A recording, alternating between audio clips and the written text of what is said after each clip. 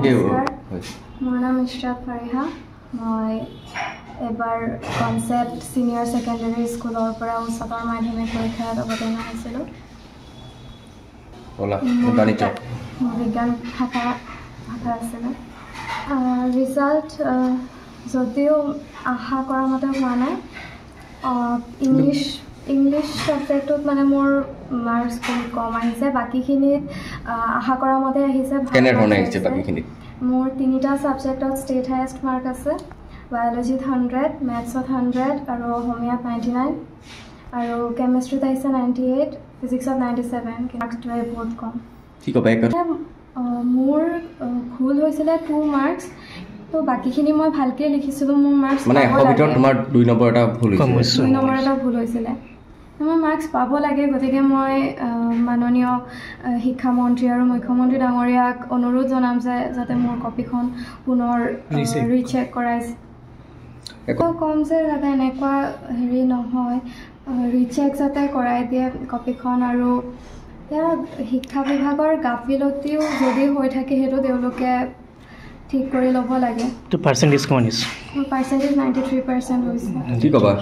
মোৰ চিকিৎসক হোৱাৰ আশা আছে আৰু যাৰ কাৰণে মই প্ৰস্তুতি চলাই আছোঁ। তেওঁলোকলৈ ক'ম যে ইয়াত আহিলে গাইডেঞ্চ পাব, ভাল গাইডেঞ্চ পাব।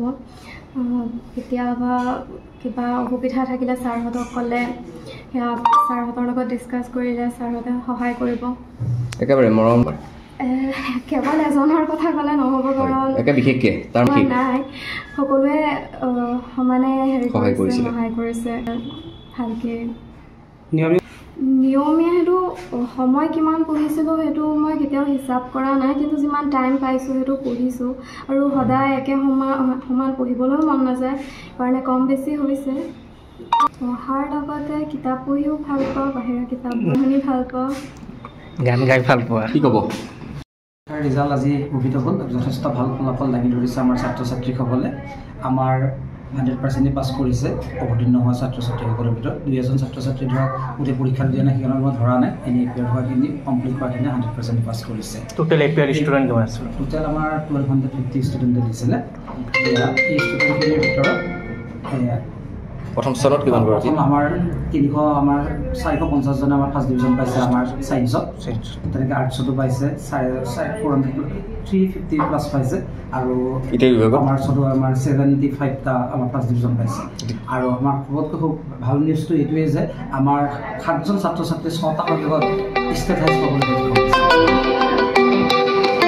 কি ক'ব, কেনেকুৱা? নাই, ভাল লাগিছে, যথেষ্ট ভাল লাগিছে। কাৰণ ছাত্ৰ ছাত্ৰীসকলে এনেকুৱা ভাল ৰিজাল্ট এটাৰ কাৰণে গোটেই বছৰটো আমাৰ শিক্ষকসকলে আৰু বা অভিভাৱকসকলে কষ্ট কৰে, আৰু এনেকুৱা এটা ফলাফল যদি দাঙি ধৰে ছাত্ৰ ছাত্ৰীসকলে নিশ্চয় আমাক উৎফুল্লিত কৰি তোলে। একথত ক'ব এনেধৰণে সপোন দেখিছিলে আগতে উচ্চতৰ মাধ্যমিকৰ ক্ষেত্ৰত? নাই, উচ্চতৰ মাধ্যমিকৰ ক্ষেত্ৰত মই যিটো ভাবিছিলোঁ সেইটো ভবামতে গোটেইকেইটা ছাবজেক্টত হোৱা নাই। মানে বাকীবোৰ হৈছে, খালি ইংৰাজীটোত হোৱা নাই। আপুনিও এজন গাফিলতি মানে কিবা খেলি মেলি হৈছে নেকি? গাফিলতি বুলি ক'ব নোৱাৰোঁ।